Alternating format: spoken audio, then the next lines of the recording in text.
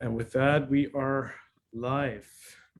Hello and welcome yet again. Good morning, good afternoon, good evening, wherever you are around the world. Here we are with another expert panel discussion. An incredible array of cigar industry icons joining us today to discuss one of the hottest topics in cigars right now.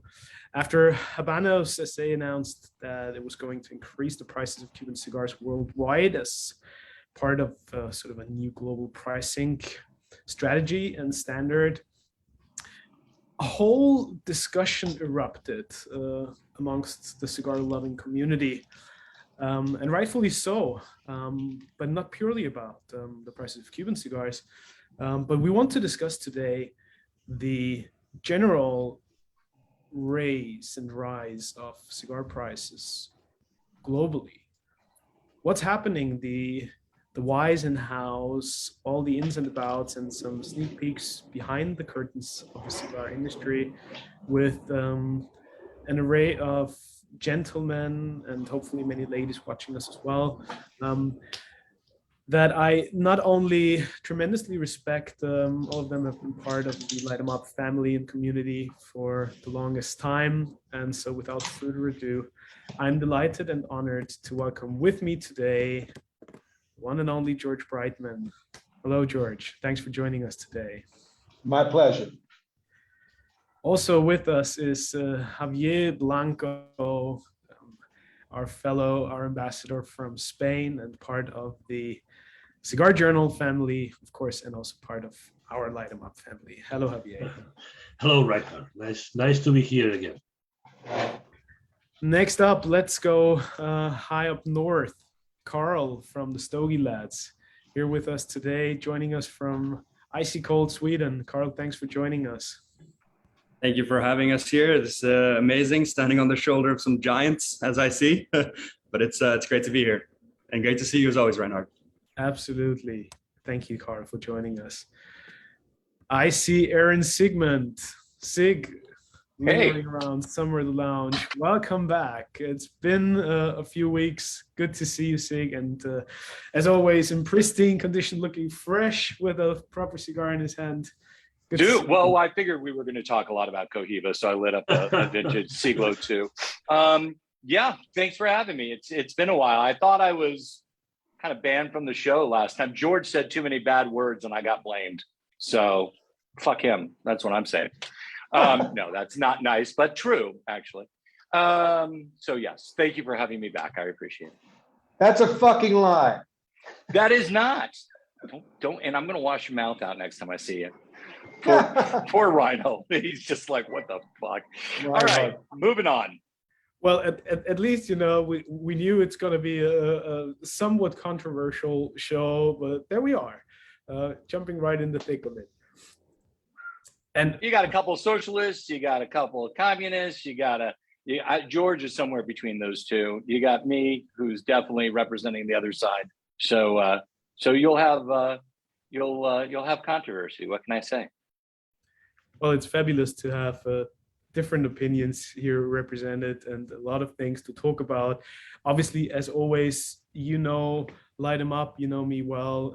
Our platform is about unity, bringing the community together and discussing things in a very candid, generous, heartfelt way, but with all different opinions.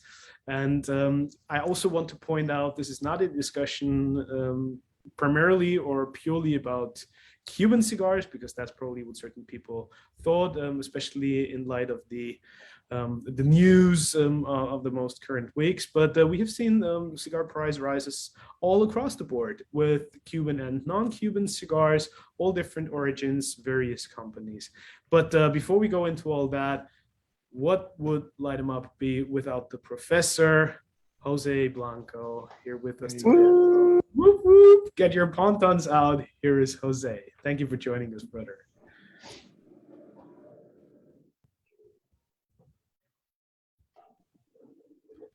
He's going to be the Phantom. Jose, No. Jose is going to be like the. It also wouldn't be light him up with Jose if he weren't on mute or, you know. He's in silence for the first time in his life. I know. No, I'm sorry. No, I want That's to. funny. No, what I was going to say, it's great to be on the panel and to hear the odd couple today, Sig and George Brightman at it. It's going to be a great show. There's a lot of talent on the show. There's somebody else that probably will pop up later on that's kind of incognito, but everybody who knows his probably his email knows he's hearing. But let's get on with the show, and it's going to be a great show. A lot of talent on the board tonight, young and old. Well, Jose, why don't we just start with you, and probably you can give us a little bit of an introduction to this massive topic at hand, and give us a little bit of an overview of what happened over those past couple of weeks. Why do you see this bubbling up right now, and what are some of the sort of behind the scenes insights that you can share with us as to the hows and whys of this whole topic? Okay, to talk about this, we have to do a little bit of history. When Habanos decides, when Cita and Seta get together and buy 49% of the distribution, it was two cigar companies that bought it. When Cita and Seta want to get out of it and they sell it to Imperial, it was a cigar group that bought it. But what happens? We all know it's a investment group out of Hong Kong that had bought it. They're not tobacco people. They could be smokers, but one thing is to be a smoker and one thing is to be tobacco, like the Merafels, like the Fuente, like the Padrones, like the Perdomos, like the Ping, that have that inside. This group doesn't have that there. So what do they do? What have they seen? That for the last 2 years, and anybody who's been in Europe, and I've been traveling Europe the last 2 years, you see everybody from the Far East going out to every store, buying every Cohiba, buying every Montecristo, buying every regional, buying everything that's out there at whatever the price was, and bringing it back to Hong Kong, Macau, Singapore, Beijing, wherever it was in the secondary market. Things that were 50 euros in Europe were 120, 130, 140. So what did these guys, you got to look at as not as a, you got to look at as business said, well, why don't we just jack up the prices, make it a fair, even out game for everybody and see what happens? Like we already know that Cohibas, Behikis were being sold 150, 175, 200. Now there's people telling me it's 300. And now that they put the price out for the Behiki 55 at 300, there's people that have told me yesterday and today that if they get some, they will be able to sell them at $500. The other thing is, and then George, I know, can elaborate on this, and Javier and the other part of the panel. What a lot of people are forgetting is that a lot of these regionals, limited edition and expensive cigars were not bought to smoke. A lot of people bought them as an investment. And if you bought Cohibas when they came out, and all of a sudden you see the prices of it, and if you have 15, 16 and go all the way down, the prices come up. So this is what I've seen. I just came back from 2-week Germany. Anybody saw me? I saw the La Casa del Habano in Dusseldorf, 70% empty. The one in Munich maybe had 20%. The one in Nuremberg was totally out of product. And everywhere I went, Frankfurt, Stuttgart, Kassel, Hamburg, Munich, Dusseldorf, everywhere there was a lack of product. People are pissed off because, first of all, of the shortage. Second, because of the quality. And third, but this crazy price. Is it going to affect them? I think so. Are people still going to buy the high-end stuff? Absolutely. They can put them at $500, and at $500, people will buy them because a lot of people are doing it as an investment. That's my 2 cents up till now. Yeah, I would like to bring you in to share some of your perspective in your opening statement, and maybe you want to reflect a bit on what Jose just said, and how do you see the situation in Spain at the moment? Well, I agree that the starting point of all of this is, of course, this traveling Habanos from the European market, not only from Spain, but from all the European markets to Hong Kong. But if you look at the prices of the cigars this year and last year, as you have said in your introduction, all the cigars are rising their prices. All the cigars, because we are in an economic cycle that everything is all the prices are rising a lot. Not only in tobacco, in everything, and of course the providers of the industry. And I agree with Jose that these people that have bought Habanos now, they has nothing to do with tobacco because they are investors. They only have put the money in a business that they think is very good. But in the other hand, I think that Habanos had a lack in the super luxury segment. I mean, Davidoff, for example, Davidoff have royal release cigars that are in Spain. The price are between 80 and 100 euros per stick, and Habanos had nothing of this kind.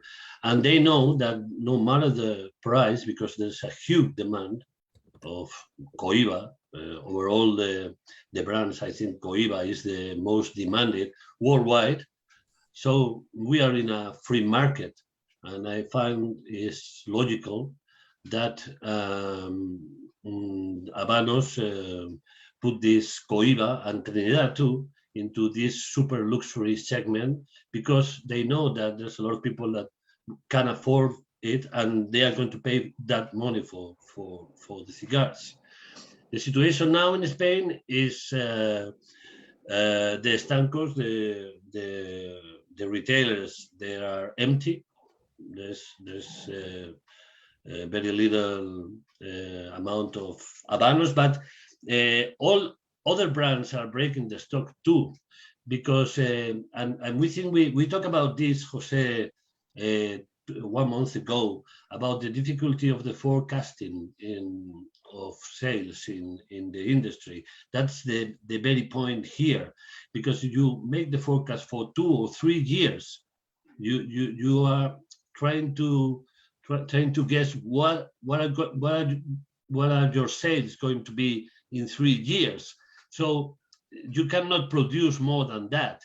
And the demand in these 2 years has been crazy, and not only in the United States. And the United States has been crazy, more crazy even. No? And this is the free market. So I think it's the step that they have done is, I found it logical. And of course, it's going to give chances to other brands too, at least here in Spain. George, we live in certainly most challenging times, not particularly in regards to the premium cigar world, but in general. And as Javier rightfully said, all the supply chains are under duress currently. We see issues with the most basic things of everyday life that always taken for granted now aren't for granted anymore. With everything that's happening through and after the pandemic, the current crisis and the war in Ukraine, the tremendous spike in cigar demand, both in the US and internationally, is this sort of the perfect storm, or are we just bubbling up here into an incredible new era of cigar enjoyment, or what's happening? And what I'm interested in as well is, do you share Jose's perspective that most of these cigars that have seen those tremendous price increases are actually never smoked, but end up in a collector's humidor stashed away somewhere in a country far away? Okay. First, I want to say, even thanks for including me in this. Second, I want to ask, when Jose said at the end of his comments, what he said was there was a lot of inventory in Germany, but I think he meant the opposite. He thought there was a lot of empty shelves, that there's no inventory, just like we're talking about in Spain, and in the UK and France and all the other traditional markets where you would normally see plenty of high-end Habanos on sale. Am I right about that, Jose? George, yes, correct. You know, at my age, you know, sometimes I don't know what I'm saying. No, it's empty. It was empty. And Switzerland, the same thing. Germany, the same thing. And Javier, the same thing, could talk about Spain. I'm sorry about that. So, no, that's good. But I just wanted to clarify that so we weren't misleading anybody in thinking that there were market dichotomies, you know, the differing conditions. I think it's pretty much universal. So my feeling about this is that I think we're looking at three factors coming together.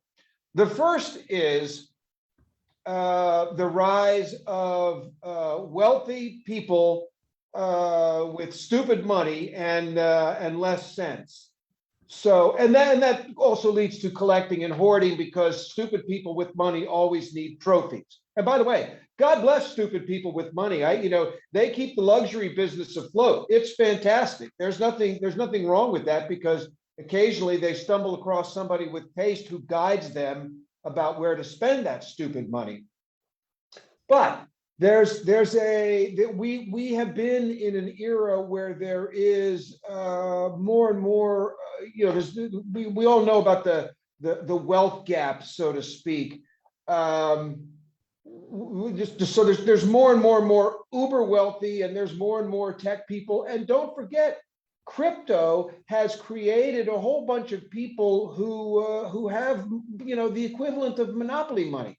Whether or not it's going to last, whether they're going to have it to spend next year or not. The thing is, if you got crypto and you made a bunch of big gains, and you know, you're one of these guys that thinks you're smarter than the average bear, you may decide that you want to go out and buy, you know, wine and cigars, and maybe even something as, you know, wildly inappropriate as cars or whatever, you know, and think that that's going to be your hedge.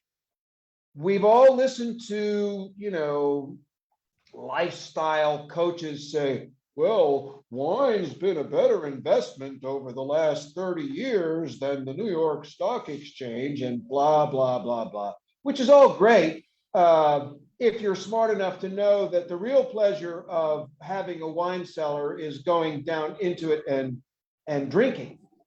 And the same is true of having a well-stocked humidor. You can have cigars. If you buy cigars with the idea that they are age-worthy and that they're going to improve your life later on, and if some of them turn out to have been a good investment, it may be hard to resist the idea of saying, I can sell this one box and pay for 5 more. So, you know, you can hardly blame people who fall prey to the idea that you should go out and buy things of that nature as a hedge, and that you can, you know, make these crazy gains. Most people don't have the kind of foresight that a few friends of ours, Sig, you and I both know several people who decided to be well ahead of this game, and they're making significant money on a secondary market. But the vast majority of consumers won't do that. So the rise of money, of easy money and wealth, the rise of a class of people who are coaching you how to spend that money, whether responsibly or irresponsibly, that's actually moot. The other factor to be aware of, and Jose, you have been watching it, but maybe from a different vantage point for quite some time, which is Habanos has been trying steadily over the last 25 years about ways and means to increase their share of the pie that these cigars are getting from consumers. So, secondary traders, guys that are traveling around buying inventory here and taking it there. I mean, how many times have you been in Havana and you've watched these guys that are going around and loading up suitcases and then, bribing somebody at the airport to get them out and taking them back? Gray market cigars are more popular now than they ever have been. But Habanos has always looked at the amount of money that these cigars have brought outside the exchange price that they're getting paid for them by their partners around the world, or by consumers in La Habana or all across the island. So they're no different than whiskey producers right now who are looking at Scotch and bourbon and rye prices tripling and quadrupling for certain things on the secondary market, legal or illegal, it doesn't matter. And they're going, oh, wait a minute, no, we need some of that, and they up their prices. So something that was very reasonable at $30 for a 750 ml is now all of a sudden 130. Right? And people are lining up to buy it, which is, that's their own problem. But when something is that in demand, that limited in production and availability, and it has become the coin of the realm, so to speak. In other words, it's a trophy to have on your bar, in your humidor, to show off to your friends. It's inevitable that because of competition for limited supply, the prices are going to get stupid. Now, the great thing about all of this happening, in other words, that a bunch of guys that have no idea about how to run something as complex and sophisticated as Habanos and the distribution of Cuban cigars across the world market, those guys are going to take a haircut eventually. But here's the thing.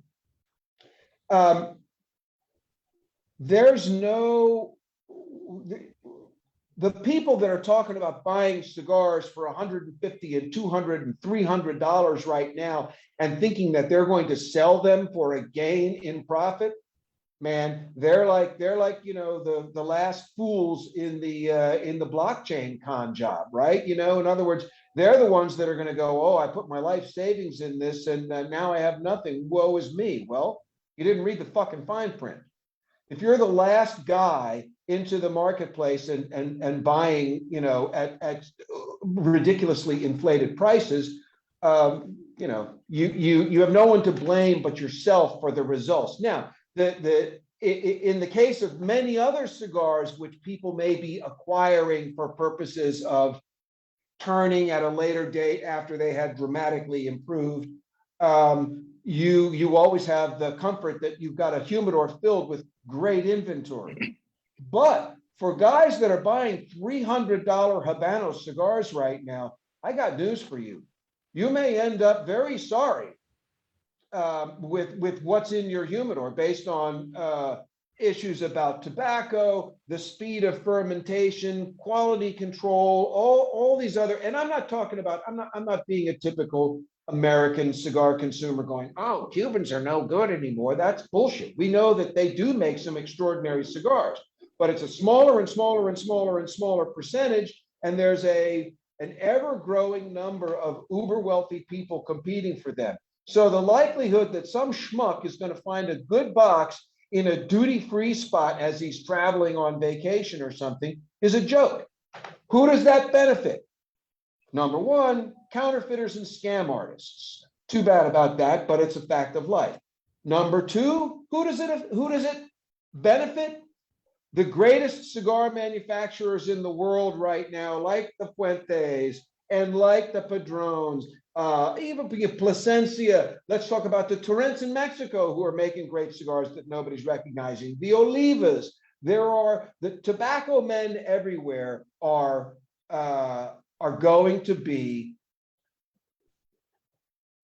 let's say, I don't want to say assaulted, but they're going to be flooded with requests for their top quality product, because all over the world, people are like, okay, well, I really want to spend $300 or $400 on a Cohiba or a Bahique, but I can't. So what do I have? Let me buy that Opus. Let me buy that Family Reserve. Certain things that will fit. And Davidoff wisely recognized that and made some beautiful cigars. Now, before I climb down off my soapbox and turn it over to Sigmund, who's probably going to say, no, that's not right. Let's be clear about one thing. Whether demand is going to match. In other words, there's no question that people are going to continue to want to buy these super high priced Cubans. But the beauty, what will hopefully happen for non-Cuban producers is that they expand their reach, they expand their distribution, and build their network of fans, of appreciation, without necessarily having to aggressively raise their prices. And I want to throw in one reminder for everybody, and Jose, I know you'll back me up on this. The single best outcome of the boom of the 90s is that the flood of money that came from the rapid rise in cigar prices eventually ended up reaching the farmers, who ended up providing better raw material, which meant that the great tobacco men could produce incredible blends and remarkable accomplishments. And the entire cigar smoking world are the beneficiaries of that. So let's hope that in some ways that same factor is a follow-on effect of price increases across the board right now. End of sermon. May I say something about this stupid money, George? Yes, please. Yeah, for those like me that have intelligent but little money, I'm smoking a CAO, $5, that delivers nice aroma, nice taste, and I'm enjoying the cigar very much here with you. So I think that stupid money at the end pays the rollers, pays the growers, pays everyone. So that's going to go into the benefit of the industry, of course. And I don't care what they do with the cigars. I don't care if they pay 100 or 200 or 300 for a cigar. It's not my business. I don't mind. I wish there were more people like this, but not only buying Cohibas or Davidoff, but buying everything, yeah, because that would be in the benefit of the industry. And as Jose always says, that will make us be better. There will be more tobacco with more quality, more options for every pocket. That I mean, every pocket. So every price range. Yeah, this is the market at the end. It's a market. There's a stupid guy that wants to pay, I don't know, 1,000 euros for a Cohiba. Okay, here you are, your Cohiba. Do whatever you want with it. No, it's not my business. So I'm not worried about this. I'm not worried at all. Good. George, many thanks for your wonderful insights.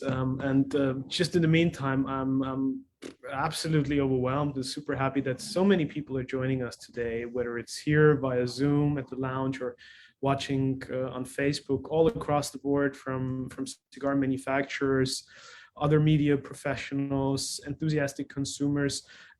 Great to see all the stakeholders of the cigar industry and ecosystem here with us. And please put your questions, your comments, and all your thoughts underneath the live stream or here into the comments via Zoom.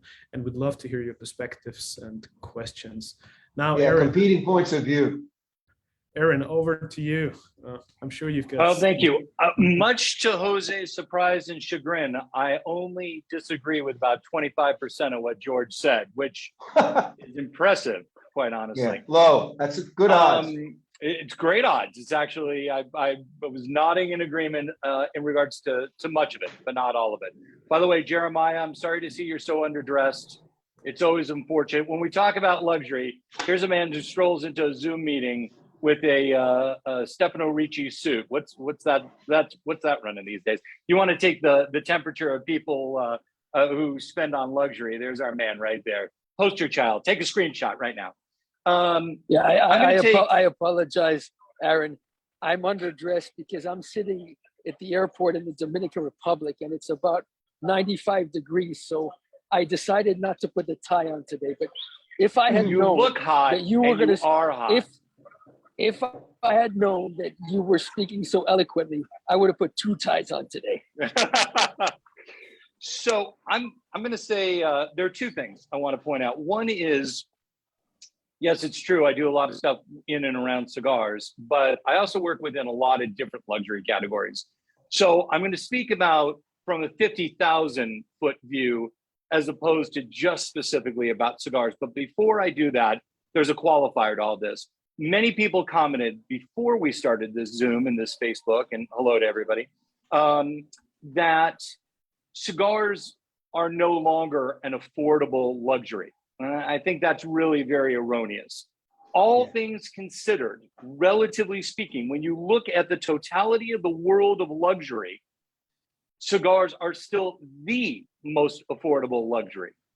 There's some Absolutely. good bargain wines out there and some other things, but the days of going into a liquor store here in the States and getting a bottle of Pappy, Van Winkle 10 or 12, and for $75 or $65, and those days are long gone. And all things considered, cigars are still relatively affordable. Not to the stogie lads, because they're perpetual students in a socialist country. So they think everything should be free, just like their education. But for the real world, those of us who actually pay taxes and do things.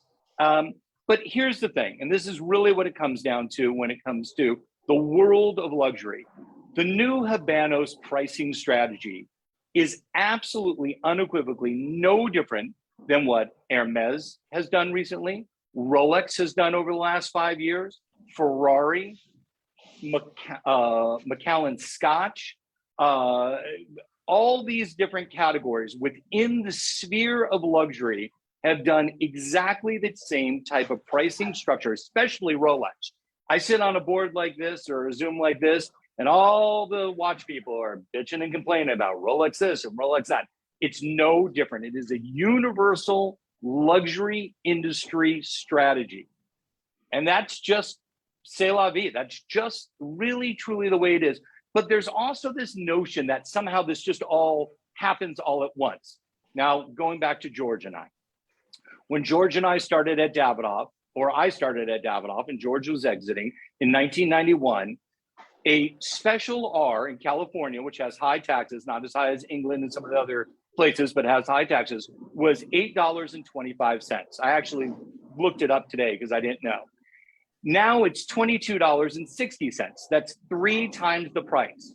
Why did nobody kick and scream? Because it was very incremental.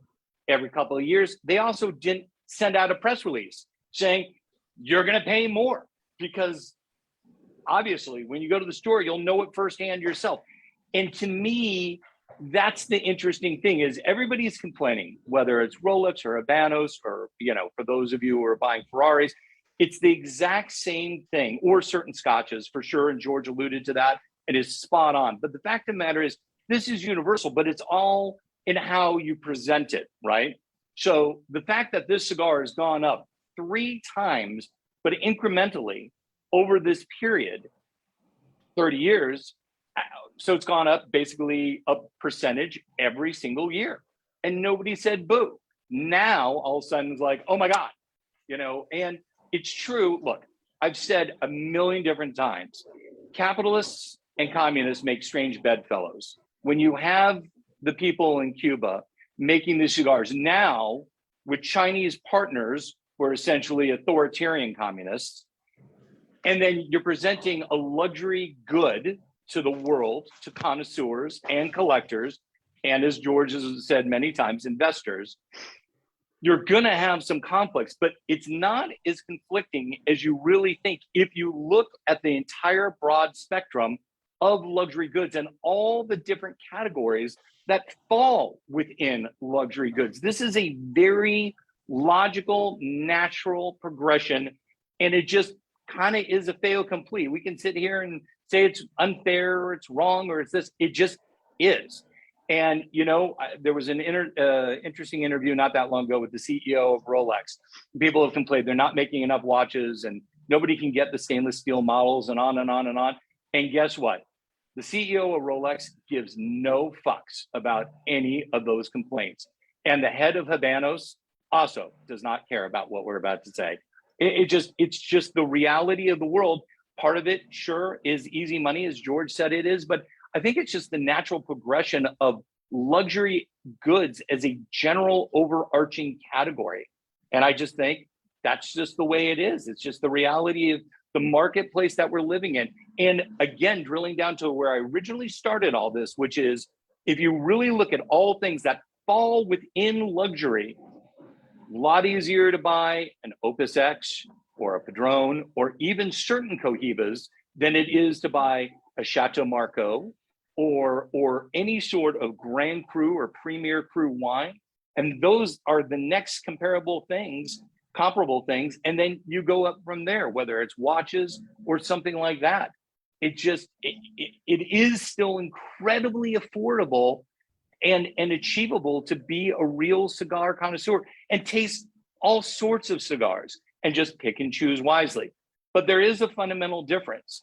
The investors, as George talked about, whether it be bourbon or whiskey or wine or cigars, these people are not going to smoke it. So they may very well look in their humidor and say, this is what I got. And, George was alluding, and this is where we disagreed. Oh, the fermentation was hurried on and on and on and on, the construction and the quality.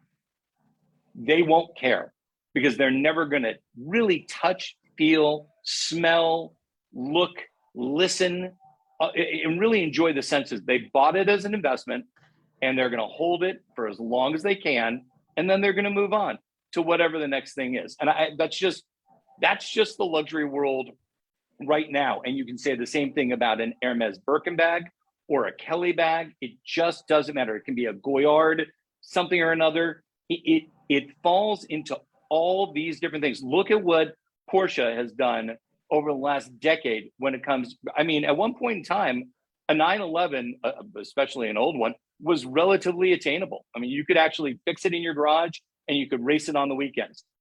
That ship has sailed. So the complaints we have about cigars are the complaints that Porsche enthusiasts have about 911s. It's the complaints that watch collectors have about Rolex. It is across the board. And that's just a fact. Sig, do you believe that the cigar world is only now starting to grasp and truly understand or move into that luxury world? Well, I always think it was on the periphery, but I think somehow because we told ourselves for so long we're an affordable luxury, we somehow thought we were really immune to this all. And the fact of the matter is we're not. It's still a business. And, you have to look at what your competitors are doing. Cartier and Audemars and Patek and all these people are looking at what Rolex does. Look at what Patek did last year. They discontinued one of the Nautilus in stainless steel, one of their most popular models, and just cut it off. The price, it didn't just skyrocket. It went well beyond our solar system. And so perhaps, but I have to think that whether it's some of the limited edition Opus X and Forbidden X, whether it's some of the limited edition Davidoffs, whether it's some of the limited edition Padrones or a lot of different cigars, I think people have clued in and keyed in on it. But as Javier was saying, you can still get a $5 CAO, and that's fine. You can't get. There is no entry-level Rolex anymore. Not really. There's no real entry-level Porsche. But when I was a kid, a 914 was attainable, really very easily, quite honestly. And George is old enough to remember the Porsches, at the war. It's he was at the factory for the first year tour. Not true, but oh no, that was Jose. I'm sorry. But it's. I don't know that we're catching up. I think it's always been there. Now it's in the forefront. Before it was in the background. And as George said, we've known many savvy collectors who really kind of clued in and said, hey, Davidoff and Dunhill aren't going to be making cigars in Cuba anymore. I'm going to buy a dozen boxes or 2 dozen boxes, whatever I can afford. I'm going to set them aside and see what happens. It's been omnipresent. It's just the cigar smokers you've been hanging out with and really the conversations that are being had. I always think it's been there, always. I just think now it's in the forefront because the world was shocked by Habanos taking this particular pricing strategy. But again, going back to the Special R, this is a cigar that's gone up 3 times in price over the decades, and nobody said boo.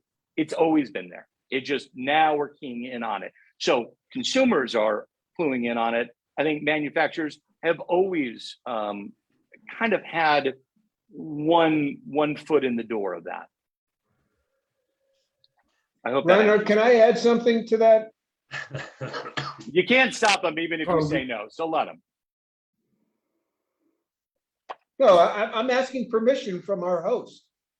Well, that's very kind of you, but just say it already. Look, George, I think I love how well behaved you are in these sessions compared to Sig, at least. It's true. I know why. I'm trying to respect the forum, the format, and the host.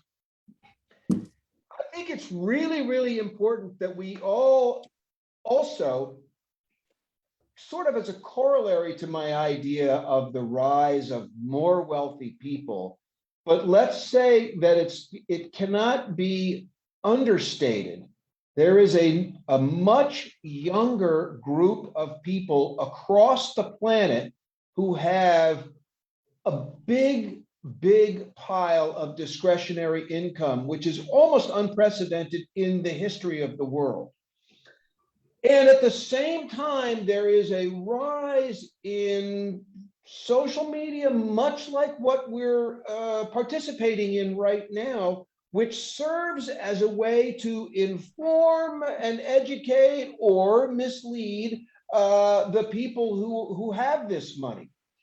So where, it used to be that you had to get to a certain age and, stage in your life in terms of your job and your earning and everything else. And by that time you had developed a relationship with somebody who was a responsible, experienced, and well-informed vendor, whether it was your tobacconist, your vintner, your tailor, your shoemaker, all these things.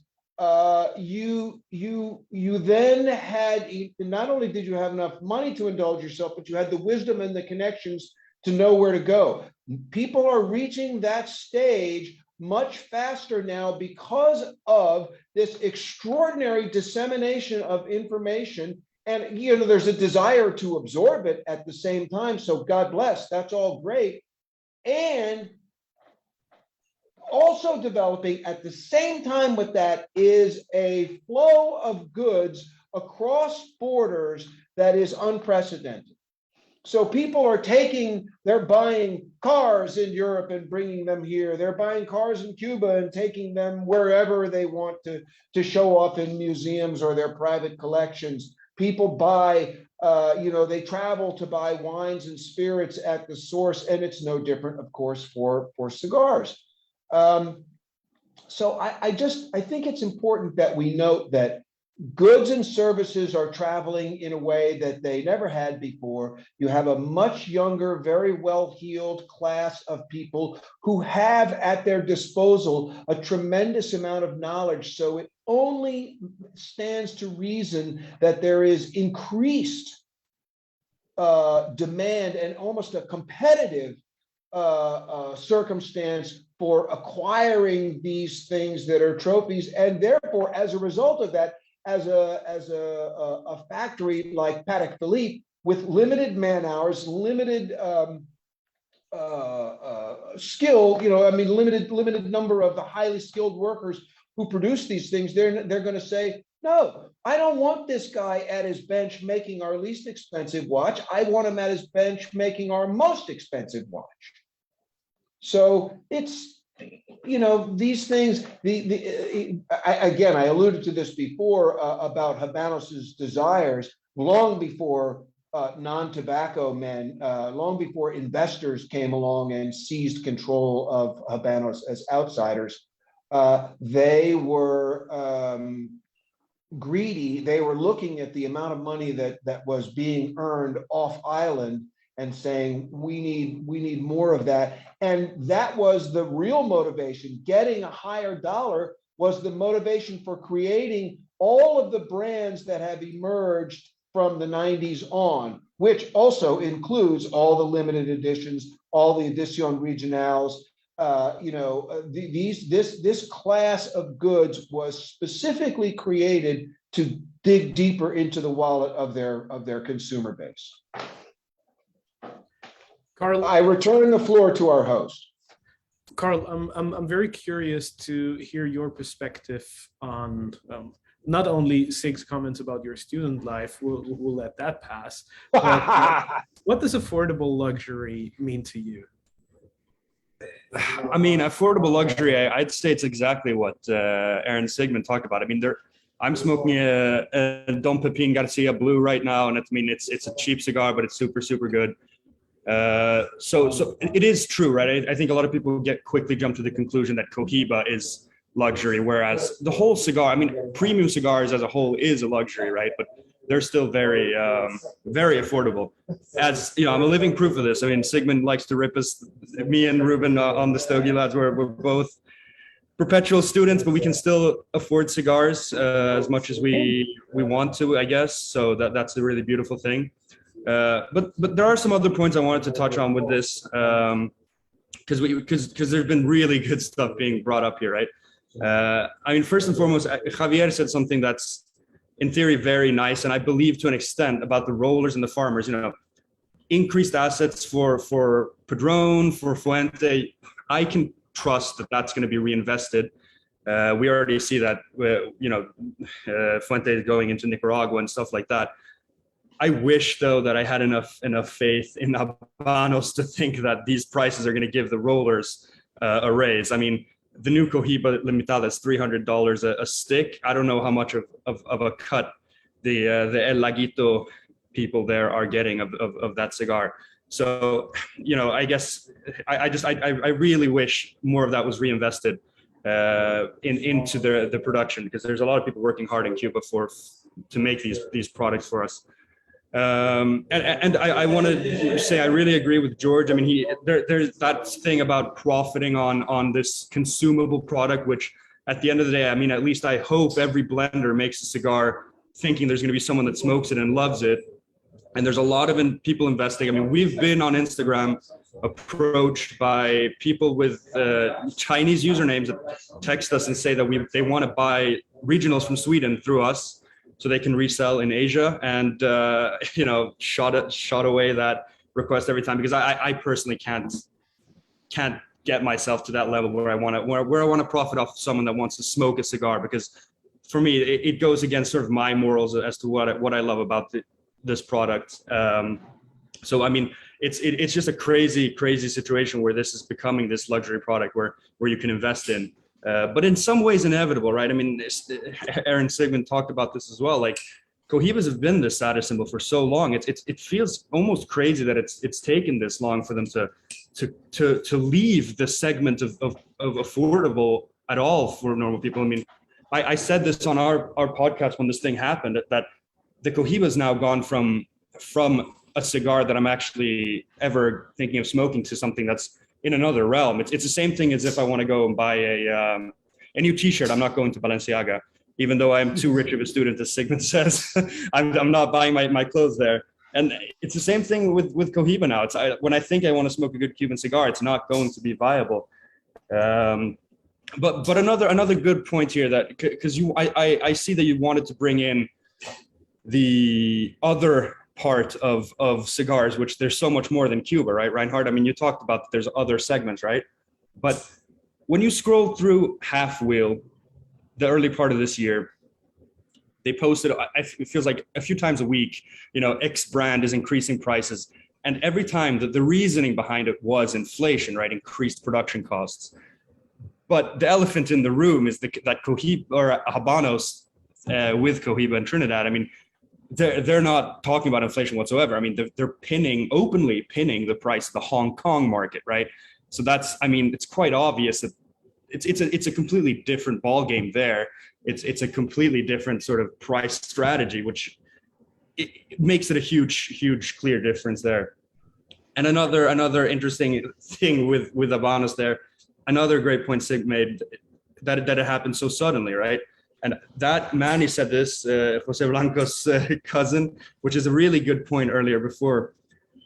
Habanos did this super suddenly, like really quickly out of nowhere. There were no leaks even the new limitadas, we see leaks on forums and stuff a year before. This just happened like that. Just another indication of how strange this company is and how strangely it's being run and how much it's evolved since its new ownership, or at least partial ownership. The Sancho Panza non plus or non plus, however you want to pronounce it, that Petite Corona was discontinued officially years ago, but there are still boxes being made like from 2020. Usually they're slow, but paradoxically, I guess this communist country, when there was money to be made in this situation, they jumped on it faster than I've ever seen Habanos make any decision. So yeah, it's just super interesting to see. And Sweden is a very good sort of case study with this, because the shelves are restocked recently. Habanos Nordic, our distributor, got a shipment of Cubans in recently. But if you look online or in physical stores, I was around today in Stockholm, and Trinidad and Cohiba empty. So the companies are strategically choosing not to sell them. I guess they're holding on because the prices aren't official yet. Where we are seeing them is online. I think a lot of people, especially the Americans here, whoever has the day off today, midday in the US, other than George and Sig, those online stores have changed the prices quickly. I mean, they can do whatever they want, I guess, but the other countries here where Habanos Nordic, they need to go through legislations here, and it's going to be super interesting to see. I mean, countries like Portugal, you can only sell cigars by the box. That's going to be much interesting to see how, a lot of these different strategies come in. But here in Sweden, at least, the Trinidads and the Cohibas are not to be found. So yeah, it's completely different. What I hope, the only positive thing, my friend Ruben on our podcast said, what I hope happens from this is that some more non-Cuban options can come, because when we discuss here what we can go to when we don't smoke a Cohiba anymore, we don't have Padron whatsoever, which is a huge shame. We have Davidoff, which is sort of a viable option, I guess, but then there's some Fuentes. I've had to use, friends that travel to the DR like Manny here to bring home some good stuff, because there's a huge lack, and we are sort of cornered in that sense to I guess abide by these new prices, at least for now, and we'll see what happens. We'll see how long it is an affordable luxury. I might have to change my mind about being a student from now on. You let me know, Sig. I will. If I can say something, what I meant to say is not, of course, Cuba is a communist country, and what they should do is deliver all the profits between the workers of El Laguito. Of course, they should do that to be current. But what I meant to say is that Habanos, or the new investors or whoever, they are responsible of a company, and of course, a big part of those profits are going to be reinvest in the business to go and do it better. That's what I meant when I say that the end farmers and workers will have benefits. Of course, I didn't mean that they were going to give the money to the workers, which I really know that it's not going to happen. Of course, it's not going to happen. But if I can say something about luxury, I think that premium cigars are part of the luxury. It's not new. Is one thing that is for long. Davidoff is luxury. Arturo Fuente is luxury. And of course now Cohiba is super luxury. Yes, of course it's for people that have really, really big money. But eventually I am brand ambassador for Davidoff in Spain. And one day I was in a shop, and a customer came and asked me about Davidoff Oro Blanco, which is 530 euros here in Spain. Davidoff Oro Blanco I think is the most expensive cigar now in the markets. And he said, who in the world can pay 530 euros for a cigar? And I said, no, you're wrong. People that come to buy this doesn't buy one, they buy 10. And that's it, that's luxury. Yeah. And this is it, it's not compulsory to buy Cohiba. It's not compulsory to buy Davidoff. For me, this is a very good chance for other producers that can make very good cigars, very good price, and cigars for all the pockets. Of course, luxury cigars, and for people like me that we have a very short budget for cigars, we have our options that are very nice too. I think I'm going to repeat it, but I think it's the market. The market is like this.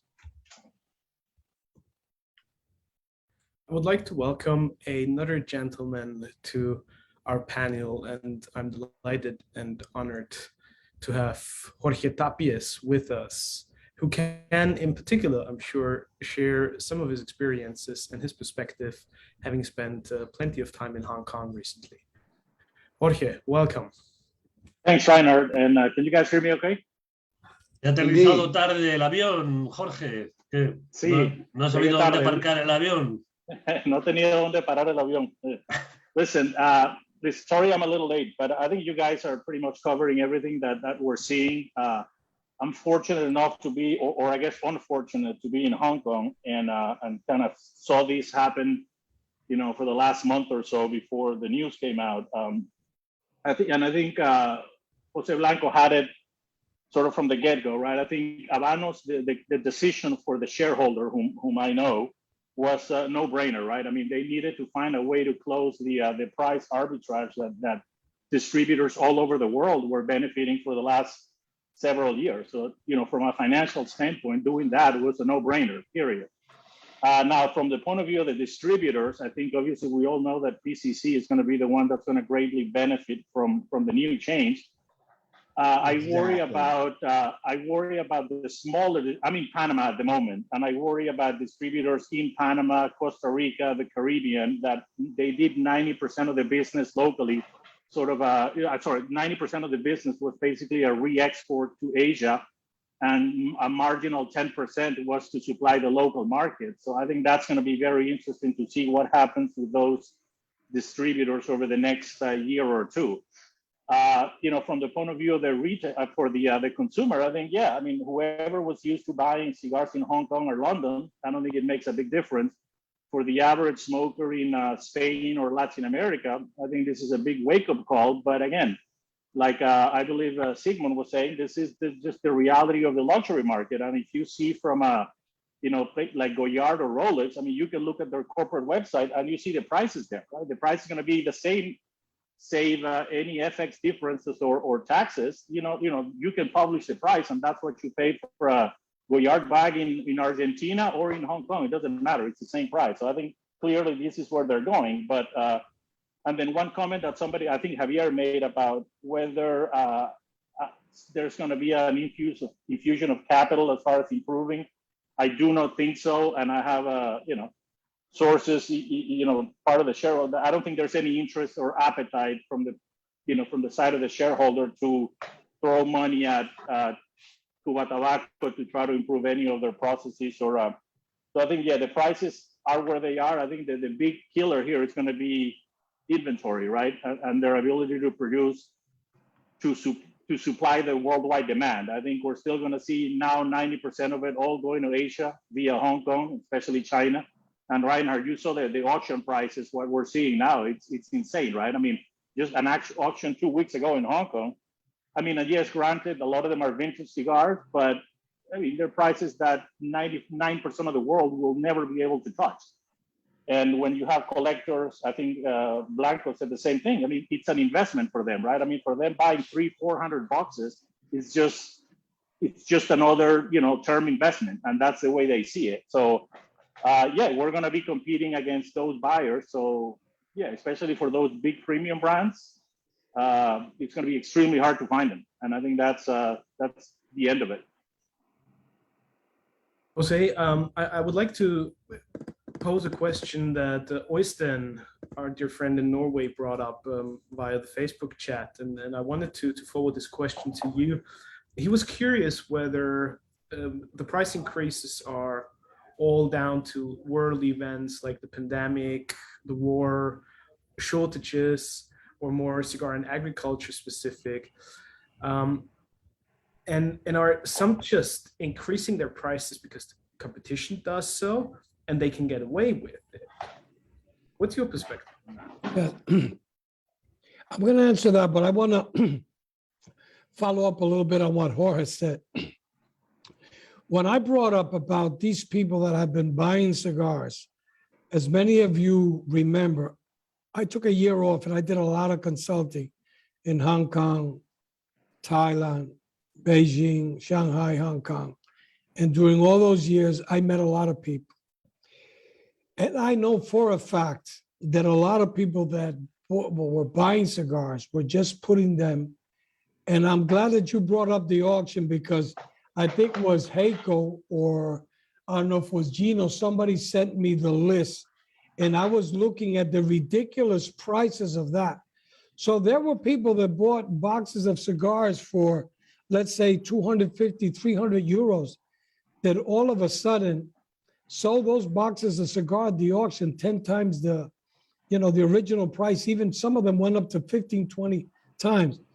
So we do have a certain amount of people that have been buying cigars and will continue to buy cigars. Now, Cohiba's at $300. That's, the future will say, well, some people buy them and maybe get 400 in time, but it's not what I think it's what it was. But I think it was Sig or George who said that there's a lot of crazy money out there. Going to Oyston's question, look, if you look at the cost of living, and it doesn't matter in Dominican Republic, Honduras, Costa Rica, Mexico, inflation, the cost of medicine, the impact of the pandemic. To give you an example, when I was in Nicaragua, and that was not so long ago, 8-9 years ago, a price of a pound of ligero was around $4.50, secos and visos, $3.50. Right now, visos and seco, $10.50 and $9.50. The rollers, especially in Nicaragua, that are a lot of them are leaving to the frontier, has impact. Anybody you talk to that is a manufacturer in Nicaragua will tell you the amount of rollers. There was even an article, I think it was Claudio, that represents the group of the Department of Commerce, that even had an article saying about the exodus of people living there, but also the cost of fertilizer. To give you an example, a container from Dominican Republic, let's say, to Europe, used to cost $8,000 or $9,000. That's around to $22,000 to $24,000 to $28,000 a container.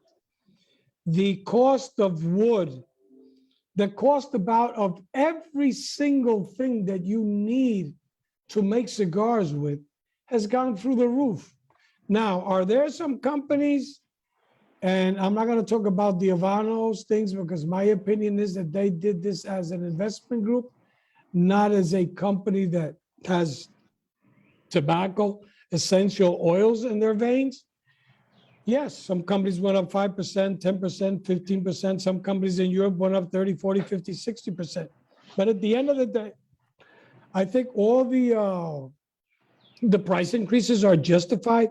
Maybe some of them went a bit above, but you cannot continue to have a company with inflation, gas prices, cost of food, cost of labor, cost of electricity, cost of fertilizer, cost of paying the rollers. The rollers have incrementally in the last 3 or 4 years, every year, price increase, price increase, price increase. Wages have to be increased. So that's what I could tell you about that. Everything has gone up, without a doubt. Jose, in Spain, all the brands has risen their prices this year. All the brands, not only Habanos. Some of them 10%, 15% the price, but they didn't make so much noise, like of course Cohiba or Trinidad, because Trinidad has risen the price, or is going to rise the price 300%. Of course, that's crazy. But everything, every price, cigar prices in the space are going up this year. That because of the cost that you have said, that the cost of producing cigars are rising, and you have to pay that. You have to pay the rollers, you have to pay the tobacco, you have to pay everything.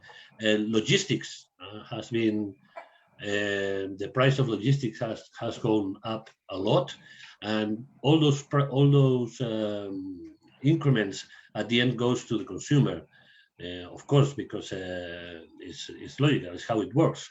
So that's one thing.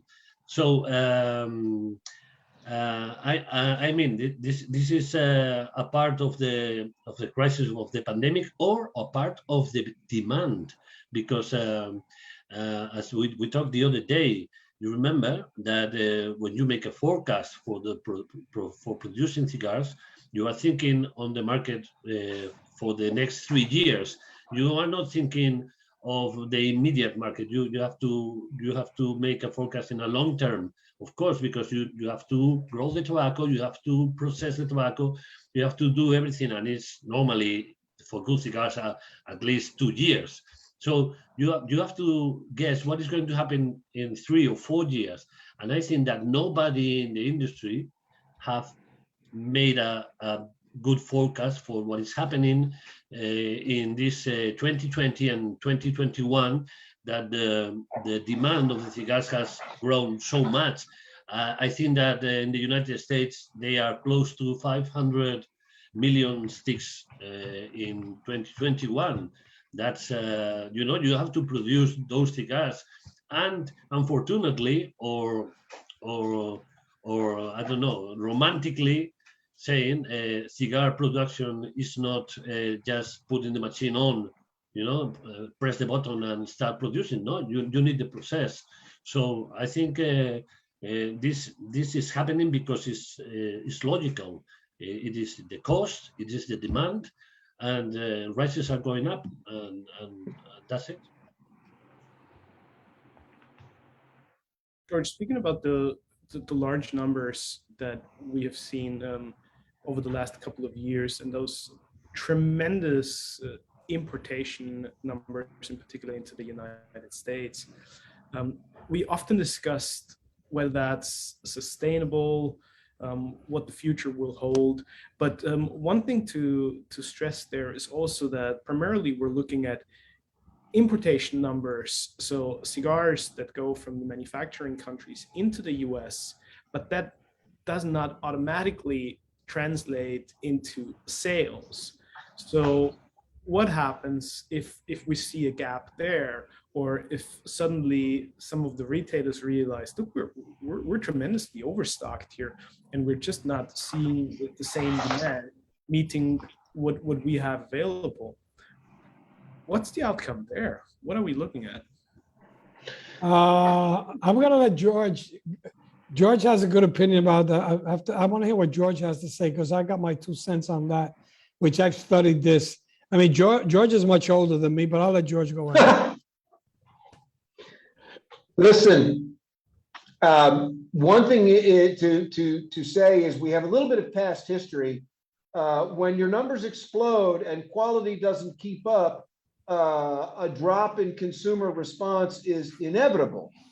But the difference between, let's call it the boomlet that has been occurring in the last, say, 5 or 6 years, and was lifted by demand, a surprising demand during the COVID era, where people are more at home. We have not seen an attendant drop in quality either of tobacco or construction. So the cigars that are part of this flood are not poor quality. They're not scamsters. They're not opportunists. They're not ill-advised non-tobacco people trying to seize a moment. Instead, it is enhanced production from some of the greatest manufacturers in the world. So while I don't necessarily see that we're going to keep the numbers at that same historic high, I don't see a collapse, and I don't see demand lessening so that there's a tremendous amount of unpurchased inventory. And speaking to the idea that Reinhard spoke, hopefully not into existence, when he said retailers looked around and said, oh my God, we've got too much inventory. When it comes to the greatest cigars that are out there on the market right now, there's not enough of them. There's not enough Padron. There's not enough Oliva. There's not enough Fuente. These guys are being judicious in how they're putting their product into the marketplace. And look, if American demand suddenly collapsed for any reason, and all of a sudden you had a volume that distributors owned of cigars that were perhaps sitting on their shelves too long, they could immediately look to other markets in the world and redirect it, because the effect of what's been happening in Cuba is only going to accentuate the demand for the greatest non-Cuban cigars in the world. And by the way, there is a nicer, a broader, more varied array of super premium products available for consumers today than there ever has been in the history of cigars. In other words, there are more people from more places making the absolute pinnacle of success in terms of flavor, construction, consistency for distribution to cigar lovers around the world. So that's for sure. Before I give it over to Jose, I want to say one other thing. The only way that this radical increase in prices for Cuban cigars and the resulting sales is going to affect the Cuban people is that jineteros, that the scamsters that exist selling counterfeits to unsuspecting people traveling to Cuba are going to be able to make much more money, because they're going to be able to charge much higher prices to the suckers that are arriving to say, oh, I got, you don't have to pay factory prices, come to me and I'll sell you these cigars. And they're going to get, 3 times the price for their fakes than they ever have before. And there are going to be more people who want to buy them because they know they're going to be able to sell them. That is, George, that's a great point. I was going to bring it up. I once bought a Rolex in New York, in Battery Park. It was $20.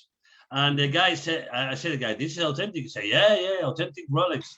And I said, oh, what a bargain. And I bought it. And, well, but you forgot. He knew it was fake, and I knew it was fake. So what's the problem? But I agree with you that counterfeiting is going to be the problem for Cohiba.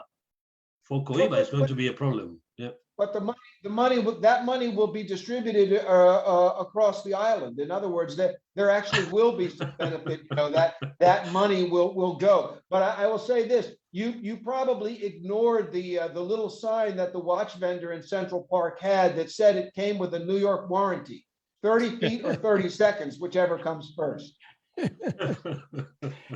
Listen, going to Reinhard's question. Look, we have to look at our times now of the boom of 96 and 97 and the boom of today. 96, 97 was a disaster because there were, George remembers what I said in the article, and the Cigar Aficionado said there were cigars that were not worth 50 cents that were sold at $10. You know how many people stopped smoking because the cigars in 97 basically were bad? So in 97, we had 418 million cigars were imported. 1998, it went down by 24%. The next year, it went down by 22%. So that means that 200 million cigars were imported less in the next 2 years. And that's where our good friend, Mark Goldman, what's the guy from JR, Lou Rothman. And those guys were sitting in the Gran Almirante in Santiago with bags of cash, buying them at 15 and 20 cents on the dollar. The Which which fueled their bargain hunting customers, humidors for almost 20 or 30 months. Oh yeah, yeah. It was. But that's it. Two But plus that's years. it. But in But the what meantime, Jose, what you'll agree with me is that the great cigar makers never stopped making top quality product and selling every one of those sticks. Yes, and it's something that Carlitos always said, and we got to go along with Padron. When did really Padron and Fuente really grow? It was after the boom of 96 and 97. Why? Because they did not ship any cigars that were not ready. We're going through this boom now. We hit 456 million cigars. But what people don't remember is that the boom of 96 and 97 was a USA boom. It was not a worldwide boom like we have today. So we're talking about 456 million cigars that were imported to the States. But how many cigars were imported all over the world? It was millions and millions and millions, and there is no way to quantify them, because you know how the companies are. They tell you, well, we made 30 million cigars. This went to the States, this went to South America, this went to Europe, this went to the Far East. But the boom, to me, in my personal opinion, and George can elaborate on this boom is bigger than the boom of 96 and 97. First of all, because it was worldwide, and second, because of the numbers. Now, the other thing out there, I'm going to disagree a little bit with George. We've had on our show a lot of media people, store owners. In the last year, a lot of people have said that they're seeing companies, and we never mention companies, cutting corners, cigars that are not drawing well, cigars that are canoeing, cigars that are tunneling, cigars with bad draw. What killed the boom of 97 was that every young person, or maybe a person in his 30s or 40s who started to smoke for the first time, paid $10, $12 for a cigar that was a piece of garbage.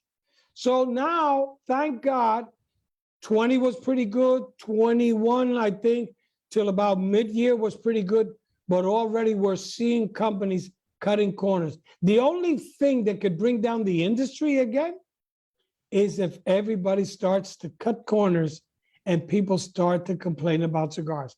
Now, we know the companies, the Padrones of the world, and Pepin, and Perdomo, and Plasencia, and other companies, great companies out there, but there's a lot of people cutting corners. That's my 2 cents. I've talked to many producers, and they think that this demand is not the same that it was in the 90s. I'm very young, Jose. In the 90s, I was in the university, so I wasn't in tobacco world. But they think that this is not going to be the same. Maybe because it's true that people stand with quality before than with quantity. Quality. So everyone can find the cigar that satisfies him. So I think it's just making a positive view of all of this. I agree. I agree with George that this is going to be a big opportunity for more brands, more origins, to make good quality cigars, good prices. So for me, it's not the end of the world. It's only a different stage in which, of course, there's a super luxury segment of cigars that are far from for what I can afford. But I have my choices. I have cigars that the other day I think you see it, that I bought a couple of Opus X 20 anniversary, and it was 45 euros here in Spain, the price of the cigar. I think it's a luxury item, 45 euros for a stick, and of course it was fabulous smoke.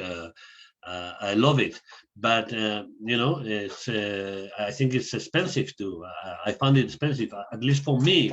It's expensive. So I think George is right that this is going to be an opportunity for people, and of course, an opportunity for consumers to find good quality cigars at a reasonable price. Not only Cohibas for men. Carl, you wanted to chime in.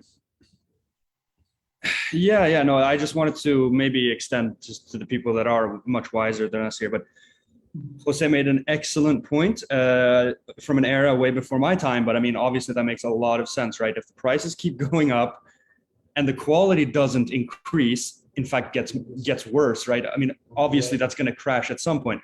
That obviously my mind immediately goes to the Cuban market, because as a Swede, I buy a lot of Cuban cigars. I love Cuban cigars, and I'm very critical of them right now. And we're seeing the prices increase so much. Do the people here think the quality control will increase, or will it be the same downfall as the boom? I mean, something needs to happen, right? Or is the point that George made that these people are investing and buying them as museum pieces, are they just never going to smoke them and never find out that they're crappy cigars? You know, what will the effect be? Because if you're buying a $300 Cohiba and it's not rolled properly, that's a ripoff, right? So I'm just, what are the thoughts on this? Because something needs to happen, right?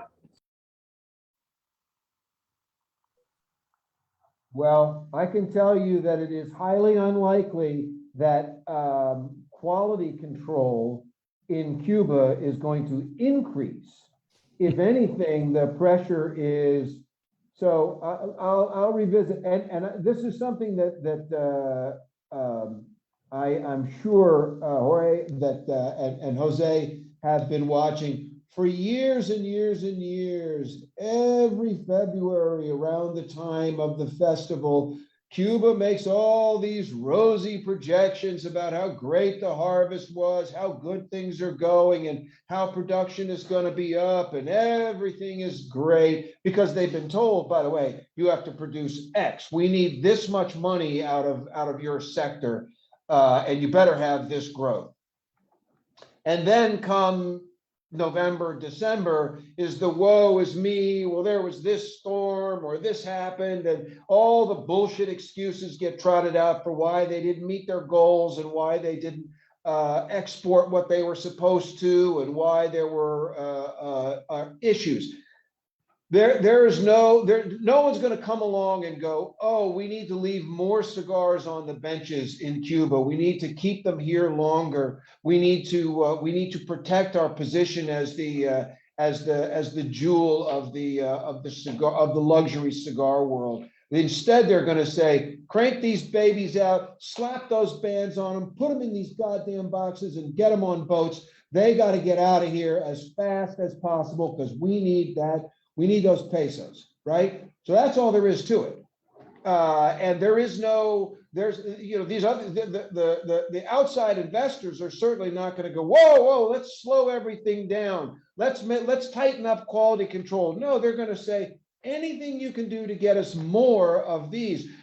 And the other aspect, let's be clear, the effect of the control shifting to a group of non-tobacco people based in China is that the tilt of the world's inventory is going to move east, and that's going to be what drives the luxury. The East and the Middle East are what is going to drive the consumer patterns, and their response is that, you know, they're just going to continue to compete to get all of the trophy brands.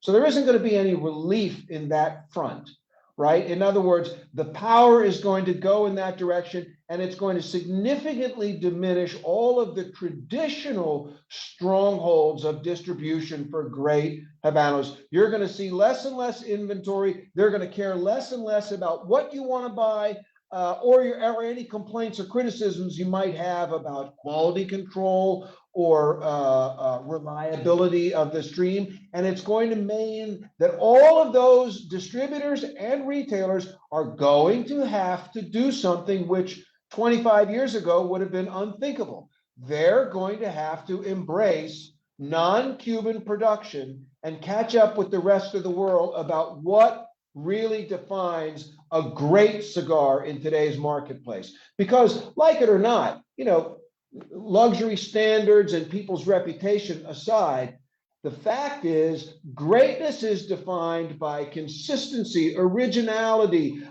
You've got to be able to deliver the goods. And if a Cuban cigar, if you buy a Cohiba, I don't care what market you're in, if you pay the market price for that Cohiba and it's an empty suit, you know, the cigar, you're just sitting there going, wow, what the hell is this?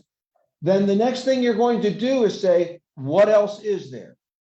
And today, regardless of Jose's thoughts about how certain manufacturers are starting to give in to pressures to increase. So maybe they're cutting corners, maybe they're shipping things sooner than they should, maybe they're using some tobacco that they might normally have held onto a little bit longer.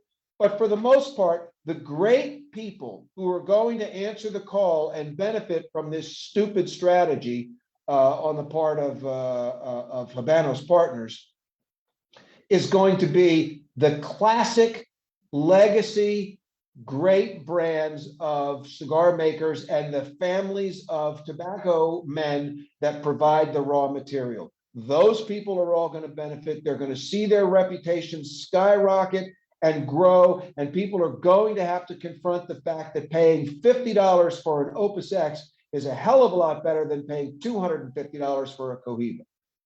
And I say that as somebody who would love nothing better than to smoke a great Cohiba right now, but I can't tell you the last time I did.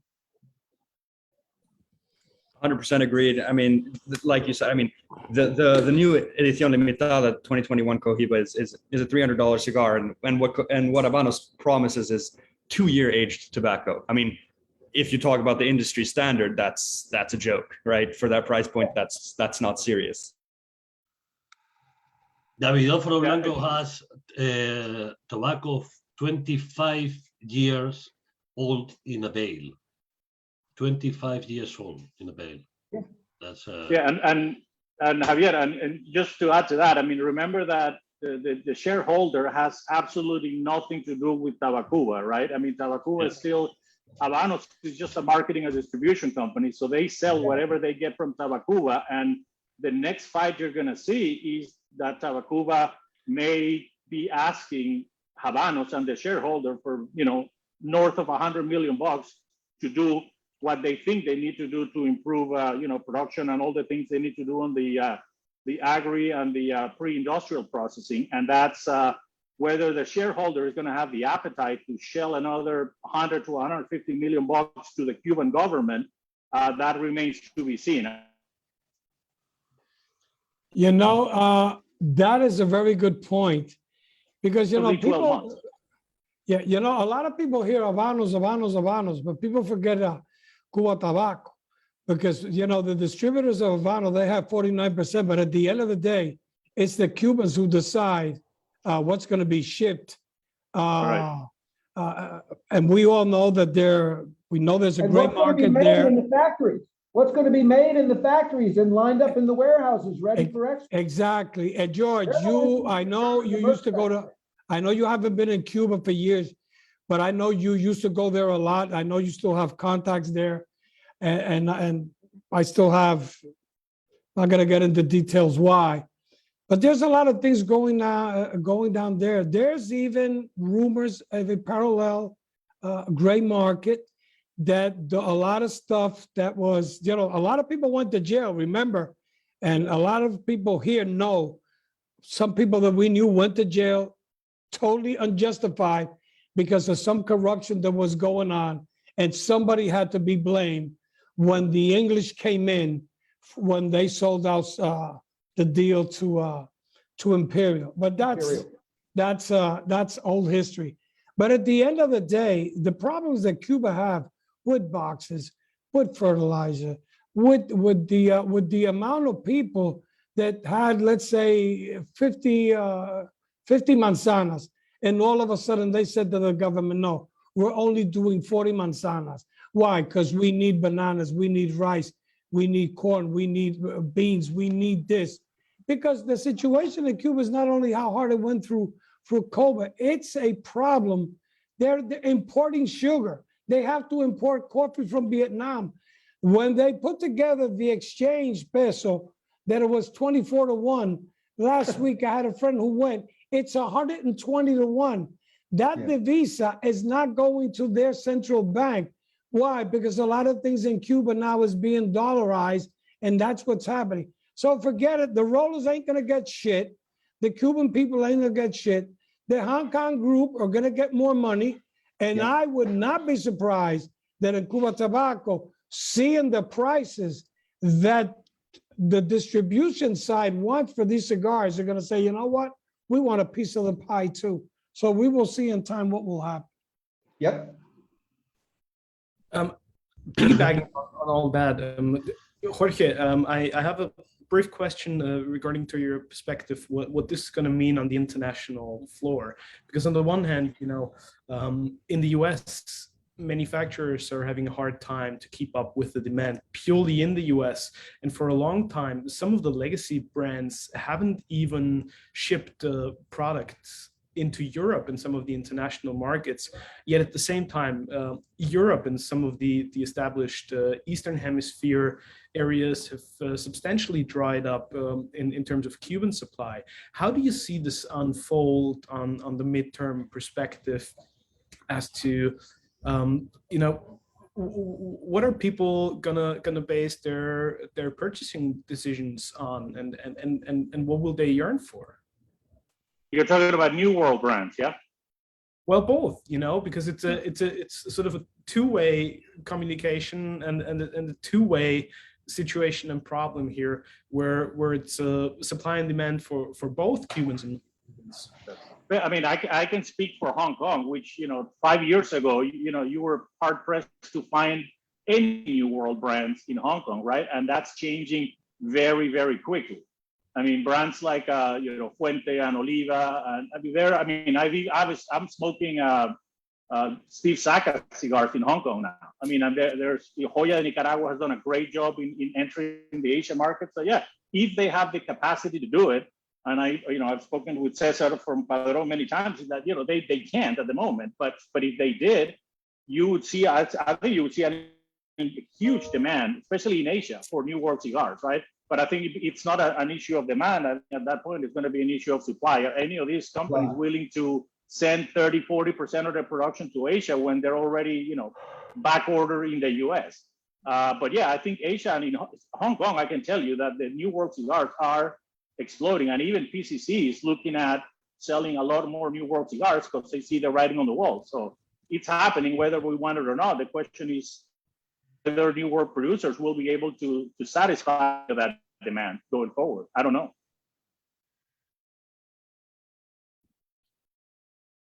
You know, it's funny that you mentioned PCC because they approach our distributor there too.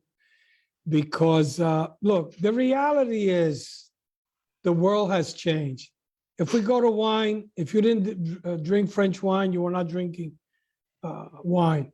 But guess what? How many times every year they have those contests? California is beating the hell out of that. New Zealand, great wines. South Africa, great wines. Spain, Italy. The world has changed. Spain too. But also somebody mentioned social media. Guys, let me tell you something. Not because I'm on social media a lot, but I can tell you social media has changed every industry. But if there's an industry where it's had really a huge, huge impact, has been in our industry, the cigar industry. And what a lot of people don't get is it's not about the amount of things you post. I see people post all day long and they get 3 likes, 5 likes, maybe 2 likes, maybe one from the mother and the wife if she's not happy. And that's it. It's not about the amount of what you post. It has to have content. It has to be well, and it has to be something also that's going to, let's say, communicate something about that brand, about that person, and about an event. But the people who are doing it well have really gained a lot of awareness for their brands and even for themselves. So social media has had a huge impact. Look, I don't want to say this because I'm friends and I kind of like Reinhard, not a lot, but I kind of like him. but just look at what Light 'Em Up has done in the last 2 years. Nobody knew Reinhard. And look what he has accomplished. He's honest, he's serious, He does his homework. He has become a household name for the cigar people in the industry because of what he does. And also Coop, and also Dave Garofalo, and Bear, and so many people out there that have contributed to really making life. Look at my young guys, friends, Carl and Ruben from Stogie Lads. The kids are 22, 23 years old. They got fucking 20,000 followers. I know people been in the industry for years and years, don't have 7 followers. Why? Because of what they write, their content. So it's a lot of things you have to put in together to really bring it out.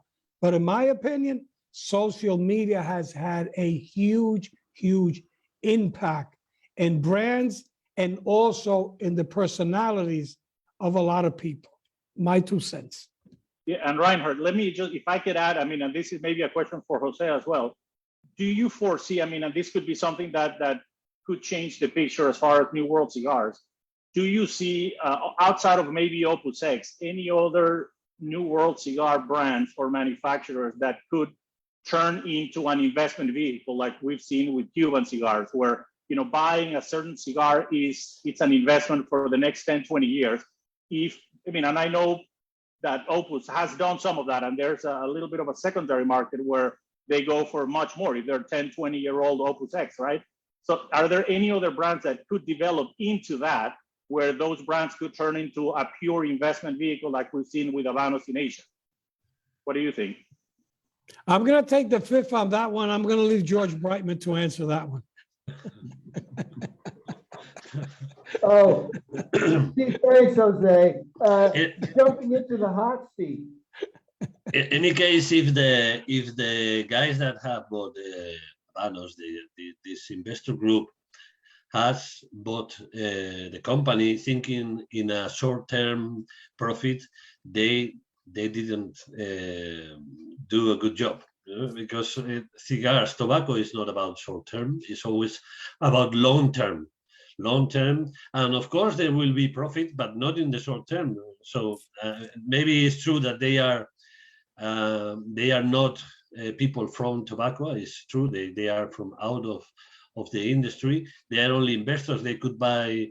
They have bought cigars, but they could have bought, I don't know, cars or watches or whatever, and they don't mind.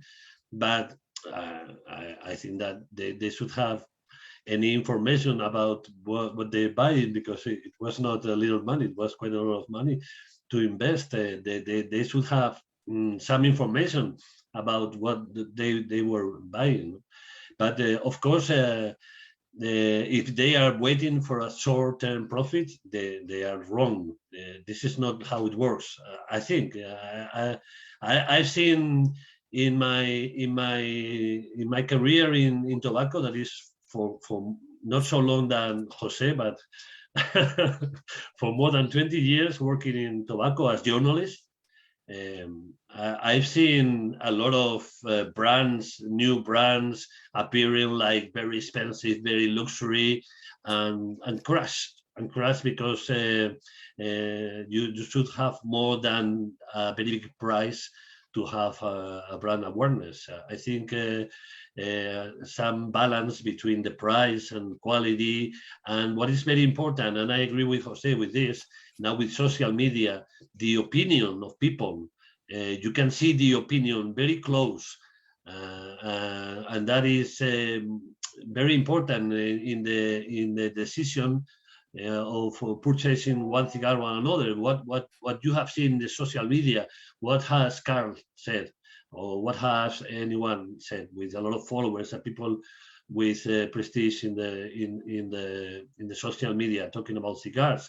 So maybe they I don't know, they should have information about what they buy it. If I may add real quickly, Reinhard, to answer your question from a moment ago, and by the way, another Blanco now speaking up, as if we didn't have a shortage of Blancos on the screen. Great to see you, David. Great to see you, Reinhard. The question you posed about where do you see New World cigars filling possibly the void, as it were, I think you were alluding to with the driving of the Eastern and the Middle East for the luxury good. determining buying power and determining where sales go for particularly the Habanos, is that this opportunity for non-Cuban or New World cigars has the opportunity to expand. But we also, to some extent, face the same problem of growth that the Habanos company faces, or should I say, Cuba Tabaco, with making more product, being able to hold on to that tobacco, as Jose mentioned, to be able to fulfill the need and the desire for the increased amount of product, which we are facing right now. As some of you are aware that we've had a banner year of importation into the United States from particularly places like Nicaragua, where our family has manufactured. So we will be able to ramp up and fill that void for more economical, luxury, premium cigars. But it will also take time for us because, as other people have mentioned here, even we have had back orders in the United States, which is our primary markets for New World cigars, consumption anyway. We are making headway into the European market as a community of New World cigars, but it is going to take time.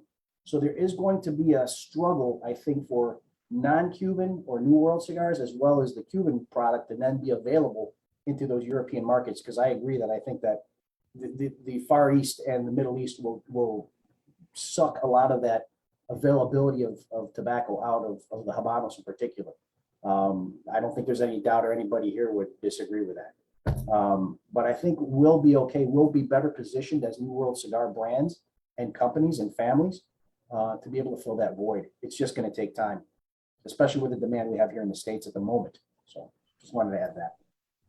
Excellent point, David. Many thanks for. Reinhard, could you let George Brightman answer Jorge Tapia's question? I think it's interesting. With Reinhard's permission, I will give you a couple thoughts about that. Please. So in a way, what I'm going to say dovetails with what David was just saying about the capacity to take the time to grow into meeting this increased demand in other markets. But there is no company aside from Davidoff, besides the Fuentes, that has achieved a global market awareness of the superiority of their offering. Now, I'm not talking about what American consumers might say about looking at an array of vendors' products. But around the world, in terms of looking at a cigar as a luxury product, there are two companies that stand toe-to-toe with Cuba, and that's Davidoff and their operations and the Fuentes, and some of the brands that the Fuentes have made for other people. I do believe that there are a number of companies that can continue on their present arc and grow their reputation in terms of their viability as the cigar that you should be buying with an idea towards flipping. Let me just tell you this: the La Palina cigars that were made by Maria Sierra in El Tito de Moros in Miami, those cigars could easily, if there were enough of them around at this point for anybody, they can easily be sold for 2 or 3 times the price that they were purchased on release from La Palina. I think that there are cigars that Ernesto has made in the last 5, 6, 7 years that if there were inventory lurking in people's humidors, that could easily be brought out in 3, 4, 5 years and sold for 3 or 4 times the original selling price, which was a bargain in the first place, by the way. But the problem with looking at another company's portfolio as a hedge to match what Fuente Opus X might represent, or what older Habanos inventory might offer, is that they don't enjoy the same global reputation. So there has to be some time, the stew has to sit on the back of the stove for a little bit longer to let that develop and have markets outside of the North American market go, holy cow, this cigar is absolutely the equal of these things that we have been paying 10 times the price for. But that doesn't happen. It doesn't happen overnight. I mean, honestly, it was really 20 years past the judgment in Paris, the famous contest that proved that California wines from the US belonged on the same stage as the greatest French wines. Just to give you an example, for them to reach cult status where people were competing to buy them on release from the factory, laying them down and getting 5, 6, 7 times the value for them in less than a decade. So yeah, we have a number of players in the cigar world, in the non-Cuban cigar world that could grow to fill that kind of collector's portfolio demand, but the social media world is going to have to do a lot of the heavy lifting in terms of creating global brand recognition for those other portfolios of product. But believe me, the search is on. People are going to be out there asking. Carl's question is he may be doing it from a point of view of as much as a consumer and a smoker as he is from a businessman's point of view. But there are plenty of people out there right now that are going, what can I buy that will fulfill that status? And by the way, the smart ones are doing it from the point of view of, what can I have in my humidor 5 or 6 years from now that will give me as much satisfaction as in the old days a 5 or 6 year old Cuban would have granted at a reasonably affordable price, as opposed to saying, what can I put down right now that I can flip for a 5-time markup in less than a decade? And that is exactly the point, George. And I think that's the positive and very interesting outlook for the near future, and what we will closely follow and monitor Right via here, Light 'em Up, discussions and like this. on many more inspiring conversations.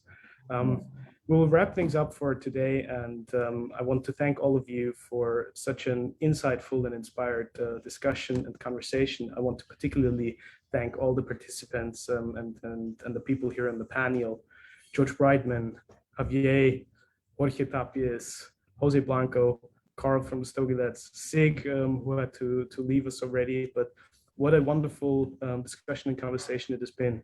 Thank you all so much. Please stay with us. Please continue this wonderful conversation on social media, on all our channels. And I hope to see all of you again next week for another inspiring Light 'em Up show. But it's been a wonderful pleasure and privilege to host you all today. So many, many thanks for being here with us. Reinhard, one last thing. We have to do part 2 of this. Most certainly. We have to do part 2 of this right after PCA, because a lot of things were left out. Plus, it will give us the month of what's left of May, June, July, to get some feedback, to be what the reaction of the markets are. You have my word. We will do that. We will do a end of the quarter show, and we'll discuss things yet again and see how it evolves. Most certainly. Thank you all for today. And as always, light them up, and we'll see you again super soon. Many thanks. Goodbye. Thank you, everybody.